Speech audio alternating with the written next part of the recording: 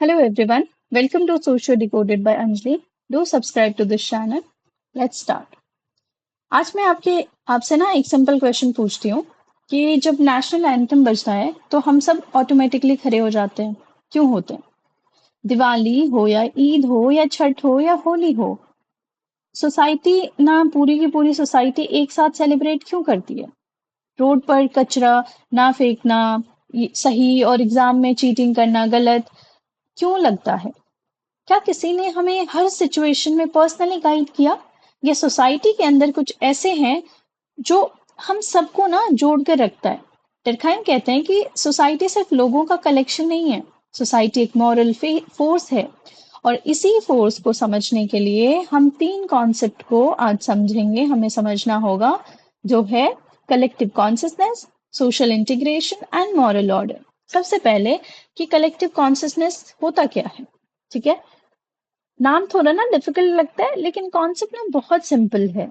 जैसे इमेजिन करो कि क्रिकेट वर्ल्ड कप फाइनल चल रहा है, ठीक है, और इंडिया जीत गई। पूरा देश जो है ना, पूरे देश में लोग सेलिब्रेट कर रहे हैं। आप सब खुश हो, मैं भी खुश हूँ, आप भी खुश हो, लोग भी खुश हैं, लाखों लोग खुश हैं। क्वेश्चन है कि क्या सबसे मिलकर डिसाइड किया था कि खुश होना है? मतलब सबने मिलके डिसाइड किया था कि आज अगर इंडिया जीतेगी ना, हम पूरे देश जो है ना साथ में मिलके खुश होंगे, ऐसा डिसाइड किया था? नहीं। फिर भी सब एक साथ एक जैसे कैसे फील कर रहे हैं? क्यों कर रहे हैं? डरखाइन कहते हैं कि सोसाइटी के जो मेंबर्स हैं ना, कुछ कॉमन बिलीव्स, वैल्यूज और फीलिंग शेयर करते हैं।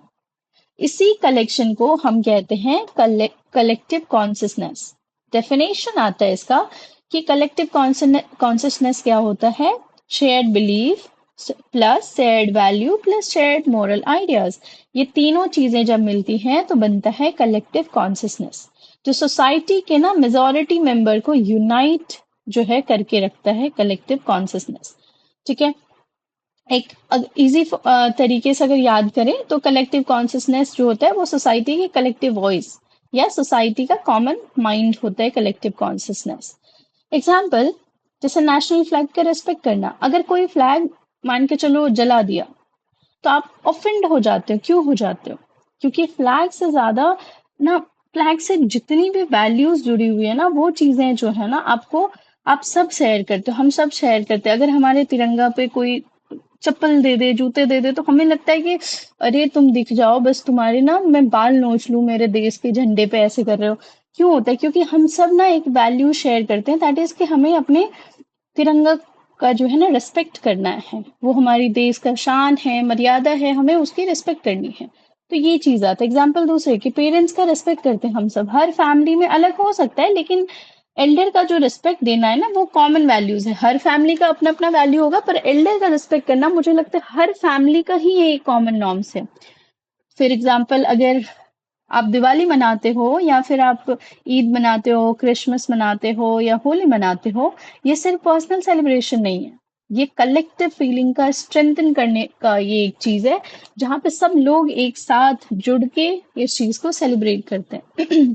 अब जो है ना, एक इम्पॉर्टेंट पॉइंट रिमेम्बर करना है कि डरखाइन कहते हैं ना कि कलेक्टिव कॉन्साइंस जो होता है ना, वो इंडिविजुअल के अंदर नहीं होता, ये सोसाइटी जो है ना क्रिएट करती है। और फिर सोसाइटी हम पर प्रेशर डालती है कि उसको फॉलो करना है। ये होता है कलेक्टिव कंसाइंस।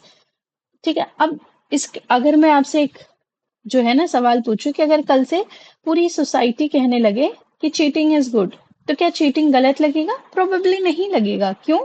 क्योंकि राइट और रॉन्ग के आइडिया सोसाइटी से आता है और यही कलेक्टिव कंसाइंस है। दूसरा आता है कलेक्टिव इंटीग्रेशन, ये है ना। अ- अब अगला कॉन्सेप्ट ये है, तो एक क्वेश्चन कि सोसाइटी के जो है ना, सोसाइटी के करोड़ लोग एक साथ रहते हैं हर दिन, वो जो है ना, आप बोलोगे कि यार इतने लोग एक साथ रहते हैं तो हर दिन वो लड़ाई क्यों नहीं करते, है ना? कि हर इतने शांति तरीके से कैसे वो रह पाते हैं, हर दिन उनमें कॉन्फ्लिक्ट क्यों नहीं होता है? डरखाइन कहते हैं क्योंकि सोसाइटी लोगों को कनेक्ट करती है, इसी प्रोसेस को सोशल इंटीग्रेशन कहते हैं। डेफिनेशन सोशल इंटीग्रेशन का मतलब होता है कि the process through which individual became connected to society, connected हो जाते सोसाइटी में। फॉर एग्जाम्पल, जैसे कि पजल देखा है, ये पजल इसमें क्या होता है कि एक पीस अकेला कुछ नहीं कर सकता। अगर ये येलो पार्ट अकेला हो तो वो क्या कर सकता है? कुछ नहीं कर सकता। लेकिन जब सारे पीसेस जो है ना जुड़ जाते हैं, तब जाके एक ब्रॉडर पिक्चर बन के आती है, और वैसे ही इंडिविजुअल मिलकर सोसाइटी बनाते हैं। इंटीग्रेशन कैसे होता है? डर्कहाइम के अकॉर्डिंग, जैसे फैमिली, सबसे पहला इंटीग्रेशन फैमिली करती है। फैमिली हमें वैल्यू सिखाती है, रिस्पेक्ट कैसे देना है एल्डर्स को, डिसिप्लिन सिखाती है, रिस्पॉन्सिबिलिटी सिखाती है। एजुकेशन हमें जो है ना, स्कूल सिर्फ मैथ्स और साइंस नहीं सिखाता है, स्कूल हमें पंक्चुअलिटी को सिखाता है। हमें सिखाता है कि हम कैसे जो है ना रिस्पेक्ट करें, क्या हमारे को नॉलेज देता है रूल्स फॉलो करने के, रूल्स रेगुलेशन ये सब। रिलीजन जो है ना, रिलीजन हमें सिखाता है कि कॉमन बिलीफ कैसे मतलब फॉलो करना है। लोगों को इमोशनली कनेक्ट करता है रिलीजन। लॉज की अगर हम बात करें तो लॉज ना बिहेवियर रेगुलेट करता है और सोसाइटी को ऑर्गेनाइज रखने में बहुत बड़ा हेल्प करता है। डिवीजन ऑफ लेबर जो है, मॉडर्न सोसाइटी में सब अलग काम करते हैं, जैसे डॉक्टर अपना काम, टीचर अपना काम, फार्मर अपना काम, पुलिस अपने काम। तो हम सब एक दूसरे पर ना डिपेंडेंट हैं। हर एक बंदा दूसरे पर डिपेंडेंट है। ये डिपेंडेंसी जो है हमें इंटीग्रेट करता है।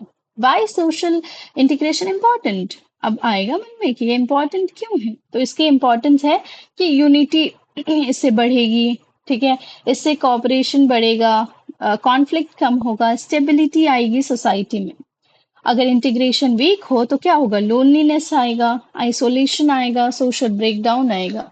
और इसी प्रॉब्लम को ना डर्कहाइम बाद में एनोमी का नाम में एक्सप्लेन करते हैं, जो हम आने वाले लेक्चर्स में पढ़ेंगे। ठीक है। अब आता है कि मोरल ऑर्डर होता क्या है। ठीक है। तीसरा कॉन्सेप्ट, सवाल है कि एग्जाम में चीटिंग गलत क्यों है? रोड पर किसी को हर्ट करना गलत क्यों है? जैसे एक्सीडेंट कर देना, जबरन गाड़ी ठोक देना गलत क्यों है? हेल्प करना अच्छी बात क्यों है? तो डर्कहाइम कहते हैं ना कि सोसाइटी कुछ ना मॉरल्स रूल्स क्रिएट करती है। अगर ये रूल्स बिहेवियर को गाइड करते हैं, मतलब सोसाइटी बोलते हैं कि अरे चीटिंग कर रहे हो मतलब गलत है, दूसरों की हेल्प कर रहे हो मतलब अच्छी बात है। तो ये सब ना सोसाइटी ना ये रूल्स खुद क्रिएट करता है, और इसको फॉलो करके ना जो फॉलो करता है बोलता है हाँ बहुत अच्छे इंसान है।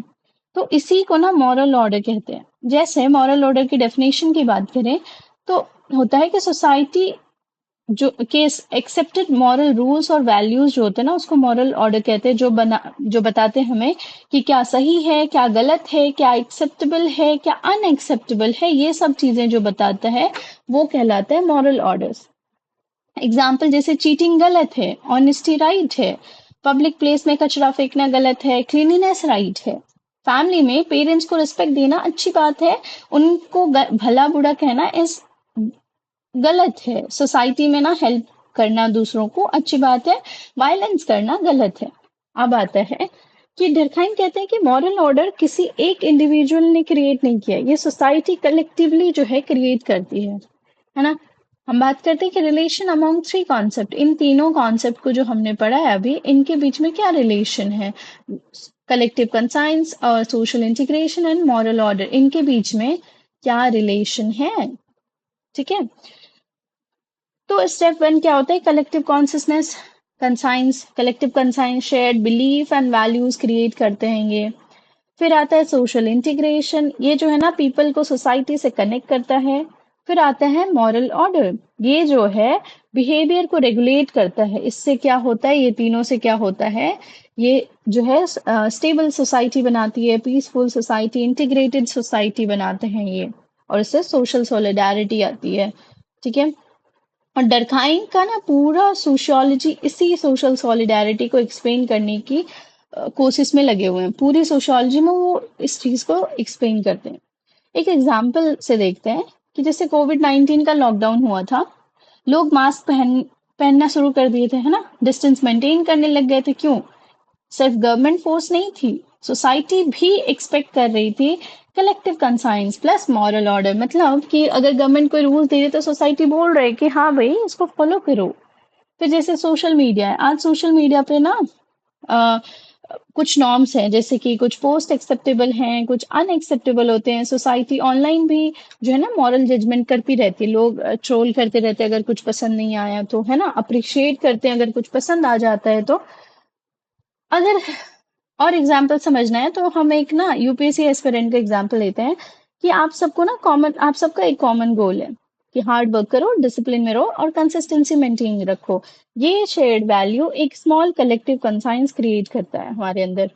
ठीक है, तो अगर डरखाइम को ना हम एक लाइन में समझे तो डरखाइम का मैसेज सिंपल है।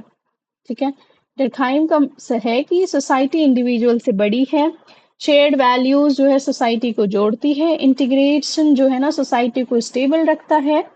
ठीक है, और मॉरल ऑर्डर बिहेवियर को गाइड करता है।